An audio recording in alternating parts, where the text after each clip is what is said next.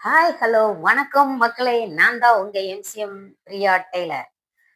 இந்த கார்த்திகை தீப திருநாளை அனைவரும் எப்படி கொண்டாடுனீங்கன்னு கமெண்ட் பண்ணுங்க.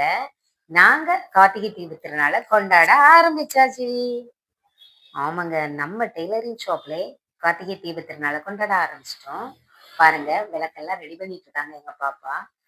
நான் எப்பவுமே எந்த ஒரு நல்ல நாள் வந்தாலுமே சாமி முன்னாடி ஒரு விளக்கு ஏத்தி பத்தி பொத்தி வச்சு கும்பிட்டுருவேன். அவ்வளோதான், சிம்பிளா கும்பிடுவேன். ஒரு சாமிக்கு சின்னதா மாலை மாரி இந்த மாரி வாங்கி போட்டு சாமி கும்பிட்டுட்டு முடிச்சிருவேன். ஆனா, இந்த வாட்டி எங்க பாப்பா, அம்மா நல்லா கொஞ்சம் நம்மளால முடிஞ்ச வரைக்கும் கொஞ்சம் நல்லா கொண்டாடணும்னு எங்க பாப்பா ஆசைப்பட்டாங்க.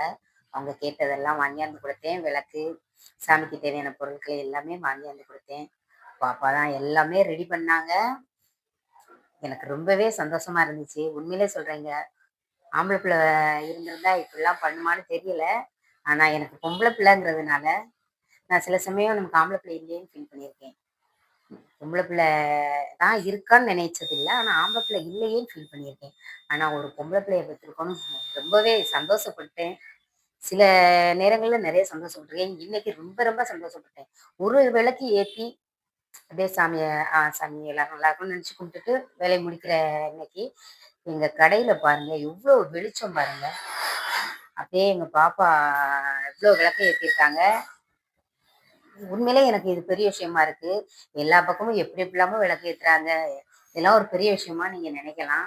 ஆனா எங்க வீட்ல இவ்வளோ விளக்கு எரியறதுக்கு காரணம் எங்க பாப்பா தான். எங்க பாப்பா ஆசைப்பட்டத நான் முடிஞ்ச வரைக்கும் எல்லாமே பண்ணி குடுப்பேன். இன்னைக்கு இவ்வளோ விளக்கு ஏத்தணும்னு எங்க பாப்பா ஆசைப்பட்டுருக்காங்க. இன்னும் அடுத்த கார்த்திகை தீபத்துக்கு இத விட அதிகமாவே விளக்கு வாங்கி குடுக்கணும். இவர் தான் எங்க குலதெய்வம் கற்பகவேல் ஐயனார்.